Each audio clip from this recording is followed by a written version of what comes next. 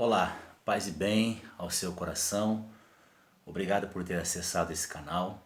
É um prazer estar falando com você nesse momento e um privilégio saber que através dessa transmissão eu estou entrando em muitos lares nesse momento. Esse canal foi criado com o objetivo de compartilhar reflexões com base na palavra de Deus e a minha proposta é ser direto ao ponto. Então eu quero convidar, se você tem aí a sua Bíblia, abra comigo no texto das Sagradas Escrituras que está localizado na carta que o apóstolo Paulo escreveu aos romanos, aos cristãos que viviam em Roma, no capítulo 12, versículo de número 18 apenas. Se você tem, porventura, aí um aplicativo no seu smartphone, você pode acessar com mais facilidade, ou mesmo aí na versão da Bíblia que você tem, a versão que eu vou ler é a NVI, e eu quero compartilhar com vocês esse texto, apenas um versículo, versículo 18 do capítulo 12 da carta aos Romanos, que diz o seguinte: Paulo diz assim: façam todo o possível para viver em paz com todos. Façam todo o possível para viver em paz com todos. Tem uma outra versão de Bíblia em que está escrito o seguinte: se possível, quando depender de vós, tende paz com todos os homens. Que Deus nos abençoe por intermédio da meditação dessa palavra. Eu creio que um dos maiores desafios enfrentados por muitas pessoas durante esse período de quarentena forçada em razão da pandemia do coronavírus é o desafio de saber como lidar com o desgaste das relações familiares. Há pais que antes só viviam com os filhos praticamente no final do dia. Saíam muito cedo de casa, às vezes os filhos estavam dormindo e chegavam à noite, os filhos quase se preparando para dormir. Mas agora esses pais têm que conviver com os filhos o dia todo e estão se desentendendo mais do que o normal com os mesmos. Há casais que durante essa quarentena estão enxergando de modo mais claro e doloroso o quanto seus casamentos virão uma rotina monótona e está se desgastando. Há mulheres que se viram forçadas a conviver o dia inteiro com maridos violentos, de pavio curto. E não por acaso os índices de violência doméstica estão crescendo assustadoramente. Há muitos lares, infelizmente, que se transformaram em verdadeiros palcos de conflitos, campos de batalha. As pessoas do mundo inteiro estão experimentando uma espécie de excesso de convívio familiar. De modo que se o lar antes dessa pandemia era considerado um lugar de satisfação, de prazer do convívio, um lugar onde se queria voltar logo após um dia intenso e cansativo, agora é visto como uma prisão. Tem muita gente enxergando a sua casa como uma verdadeira prisão. O que faz com que a maioria das pessoas estejam torcendo para que essa quarentena chegue ao fim. Mas eu concordo com quem disse o seguinte: se o relacionamento entrou em crise por causa da convivência, então a relação acabou faz tempo, pois não é sinal de saúde uma relação parecer boa sem ter convivência.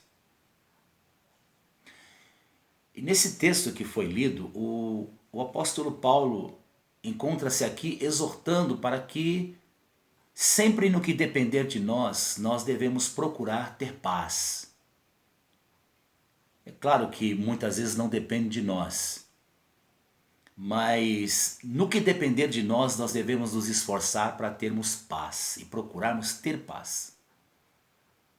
Por isso, uma pergunta que se torna imprescindível, principalmente nesses tempos de quarentena, é como evitar conflitos ou desgastes nas relações familiares durante esse confinamento. Antes de tentar responder essa pergunta, eu creio que preciso fazer aqui pelo menos duas afirmações. A primeira é que os conflitos podem atingir todos os lares. Mesmo aqueles lares que têm indivíduos que servem a Deus, que têm a sua vida consagrada a Deus, que amam a Deus, que procuram levar a sério e obedecer a sua palavra, mesmo esses lares podem ser atingidos, não estão livres de conflitos. E essa é uma realidade, inclusive, que nós podemos perceber nitidamente nas páginas da Bíblia, quando paramos para observar algumas das famílias dos servos de Deus. E nem mesmo a família de Jesus se viu livre de experimentar essa realidade de conflitos. Agora, nós precisamos entender que o conflito faz parte da experiência humana. E por mais estranha que possa soar essa afirmação que eu vou fazer agora, ela é verídica. Existem conflitos que são necessários. E é claro que eu não estou me referindo aqui àqueles conflitos que envolvem baixaria, bate-boca, violência. Eu estou falando daqueles conflitos que contribuem para a correção, para a transformação das pessoas envolvidas numa relação madura, profunda, verdadeira. Há determinados conflitos que contribuem inclusive para curar o que estava adoecido e para solidificar os relacionamentos. Porque se você convive com uma pessoa e o comportamento dessa pessoa não te entristece às vezes, se você não diverge às vezes com essa pessoa, então, se não há atritos entre você, então das duas uma. Ou você não está convivendo com essa pessoa como deveria, ou você está varrendo para debaixo do tapete questões que precisariam ser resolvidas. Agora, mesmo conflito que é necessário às vezes, quando nós permitimos que ele cresça e fique sem controle, então ele deixa de ter uma função de vida e passa a ter uma função de morte, que pode ser percebida inclusive na falta de recursos para a sobrevivência, na falta de comunicação, no desentendimento sobre a melhor maneira de criar os filhos, nessa insistência de ter decisões e atitudes unilaterais, que são aquelas que partem apenas de um lado,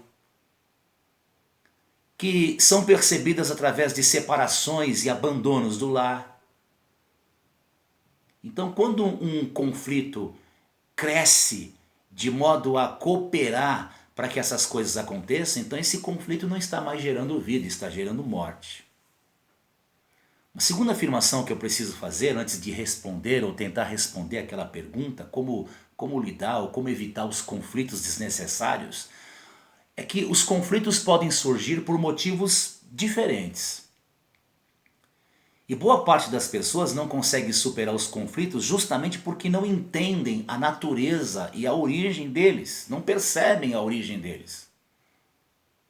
Por exemplo, os conflitos podem podem surgir das diferenças individuais. Às vezes uma família vira um verdadeiro palco de conflitos pelo fato de que os seus integrantes não estão sabendo respeitar as diferenças. Essas diferenças que, ao invés de serem rejeitadas, rechaçadas, devem ser respeitadas e, mais do que respeitadas, devem ser estimuladas e valorizadas. Porque você já parou para pensar se todo o nosso corpo fosse mão? Como é que nós comeríamos, nos alimentaríamos sem a boca? Já pensou se todo o nosso corpo fosse boca? Como é que a gente caminharia? Então, assim como nós podemos notar a sabedoria da criação divina nas diferenças e na diversidade que existe no corpo humano, assim nós devemos observar e respeitar as diferenças e individualidades no seio da família. Há diferença entre individualismo e individualidade. Nós não podemos confundir uma coisa com outra.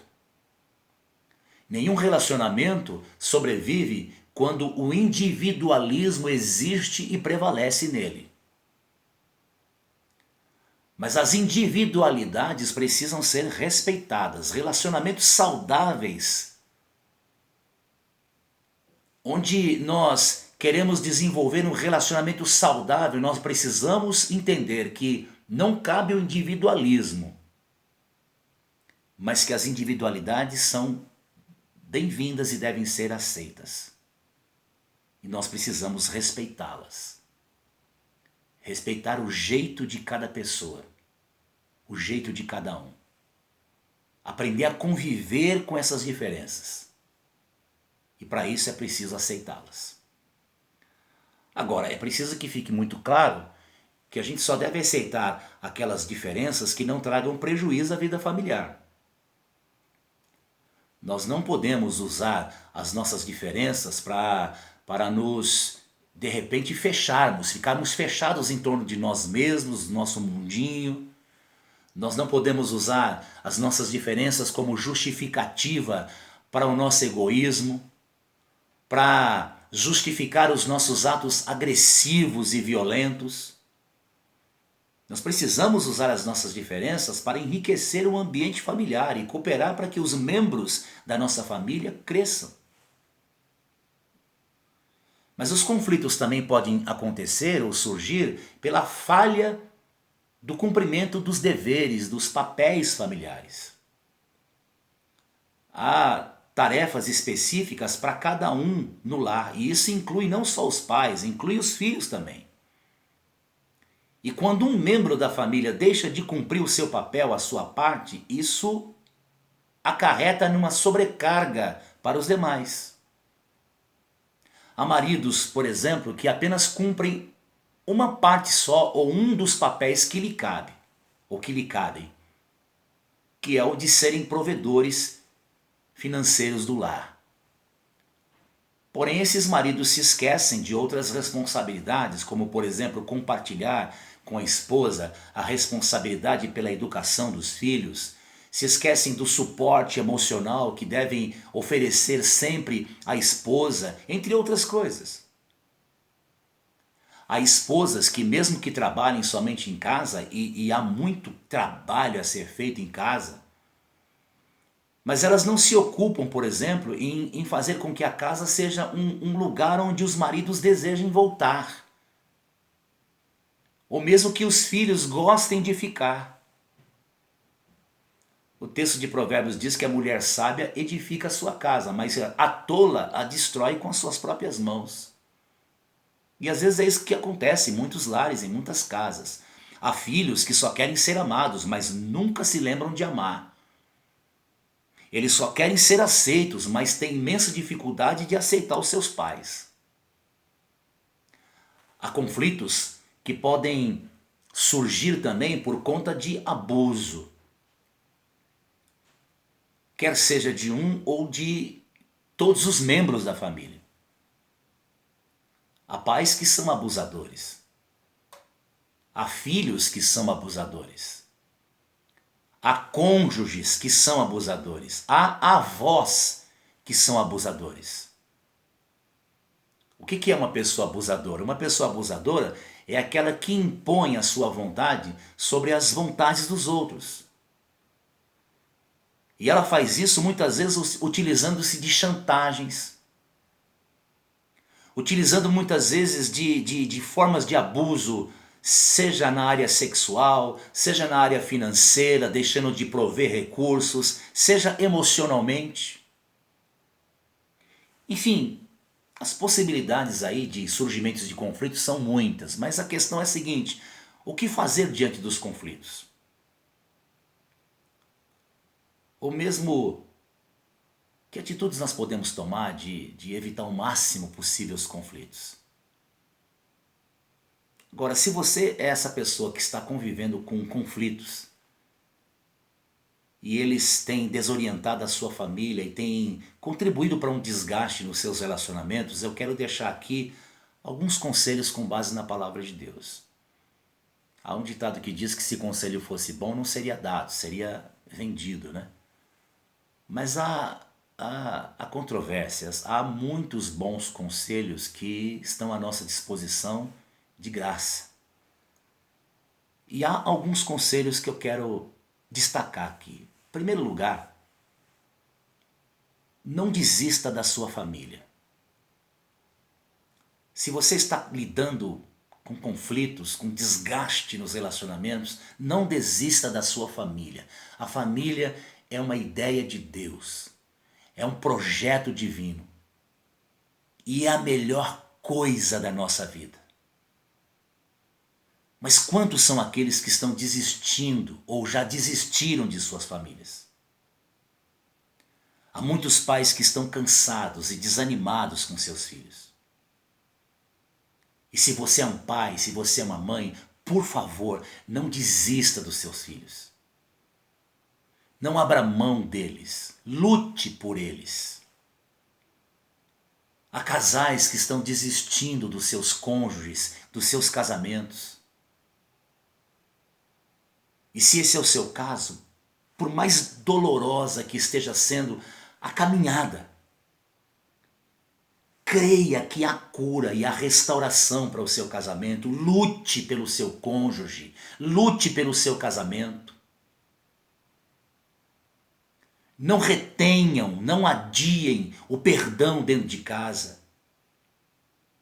Deixem sempre aberta a porta da reconciliação, porque se há uma porta que jamais pode estar fechada dentro do nosso lar, dentro da nossa casa, é a porta da reconciliação. E em meio ao conflito familiar, nós precisamos mais do que nunca entrar por essa porta. Manter essa porta aberta é uma decisão que cabe a nós, pois a chave dessa porta está sob o nosso controle. Segundo conselho, procure ajuda. Não se omita. Não fuja da responsabilidade, não se esconda. Porque se de um lado é verdade que tudo aquilo que ocorre no ambiente do lar só deve dizer respeito aos membros da casa, do lar e a Deus, por outro lado, também é verdade que Deus colocou pessoas para nos ajudar, a fim de que o nosso lar seja o que Deus quer que ele seja. Então não despreze o conselho dos sábios, não despreze a sabedoria contida nos bons conselhos. Nessa semana eu tive a oportunidade de ler um artigo em que o articulista oferece alguns bons conselhos tanto para os pais quanto para os filhos nesse tempo de quarentena. E eu fiz questão aqui de anotar alguns deles. O articulista diz assim: pais, evitem fazer comparações entre os seus filhos ou entre a sua família e a família de seu cônjuge ou dos seus irmãos, amigos ou vizinhos. Muitas vezes o que torna a grama do vizinho mais verde é o olhar de quem nunca está satisfeito com o que tem. Valorize a seus filhos com todas as suas qualidades e defeitos. Não encoraje a disputa entre eles. E é o que está acontecendo muito nesses dias de pandemia. Filhos, ajudem aos seus pais nas tarefas domésticas. Antes de reclamar da louça que terá que lavar, lembre-se de que outro teve ainda mais trabalho para preparar sua comida. E só há louça suja porque há despensa cheia. Não esperem que seus pais lhe peçam para fazer alguma coisa. Tomem a iniciativa, surpreendam seus pais. Pais, não falem mal um do outro na frente dos seus filhos, nem tampouco entrem em uma espécie de queda de braço para ver quem tem maior autoridade ou influência sobre eles. Tampouco desautorizem o parceiro. Jamais perguntem para os filhos a quem eles amam mais. Filhos, quando forem disciplinados por um dos seus pais, não recorram ao outro em busca de consolo ou apoio. Tentar fazer com que um dos pais tome partido por vocês em detrimento do outro poderá transformar o lar em um terreno minado. Ninguém ganha com isso, todos perdem. Pais, não escondam de seus filhos os seus erros do passado. Ensine-os a aprender com eles tanto quanto com os seus acertos. Não deixe eles crescerem com a ideia errada de que vocês são perfeitos, super-heróis perfeitos. Porque na medida em que eles vão crescer, eles vão percebendo seus erros, falhas, defeitos, e isso pode provocar uma grande frustração. Filhos, não esperem perfeição de seus pais, nem justifiquem seus erros nos erros deles, porque eles, os seus pais, já carregam peso demais pela responsabilidade de suas próprias escolhas. Pais, aprendam a elogiar os seus filhos quando acertarem e não apenas a criticarem ao errarem. Realcem, destaquem suas virtudes, mas não façam vista grossa às suas falhas. Ninguém é tão bom que não precise ser corrigido. Disciplinar também é uma maneira de expressar o seu amor por eles. Quem ama se importa e quem se importa corrige. Filhos, amem e respeitem os seus pais, independentemente de seus defeitos ou qualidades, lembrando-se de que um dia eles já não estarão aqui. Jamais deixem de expressar o quanto vocês os amam, tanto em palavras quanto em gestos. Pais, não esperem que seus filhos recapitulem, repitam sua própria história e nem queiram poupá-los de experiências amargas que vocês tiveram que passar um dia. Deixem que eles passem pelo que tenham que passar para que alcancem a maturidade por eles mesmos. Não tentem poupá-los da frustração, pois ela os preparará para os nãos que o mundo lhes dará. Filhos, ouçam seus pais, tanto os seus conselhos quanto as suas histórias, suas angústias, seus anseios. Demonstrem interesse por tudo que eles têm a dizer. Pais, não exijam de seus filhos a perfeição que vocês não tiveram quando tinham a idade deles. Pais e filhos, palavras como por favor e muito obrigado devem ser usadas sem qualquer moderação. A gratidão brota do reconhecimento de que o que o outro fez não foi mera obrigação, mas um gesto de amor gratuito e voluntário. Pais e filhos, de vez em quando, desliguem o computador, desliguem a televisão, o celular e reservem um tempo para conversar, jogar, compartilhar experiências e, sobretudo, orar juntos. Pais e filhos, se eventualmente pegarem uma mentira de um dos membros da família, antes de confrontá-lo e repreendê-lo com amor, perguntem-se a si mesmos se a razão dele haver mentido não se deve à maneira como vocês reagem à verdade. Porque se um filho chega e conta a verdade e o pai reage com brutalidade, com violência, com um imediato castigo, então ele está fechando uma porta. Terceiro conselho que eu quero deixar: aconteça o que acontecer, não abra mão de princípios e valores.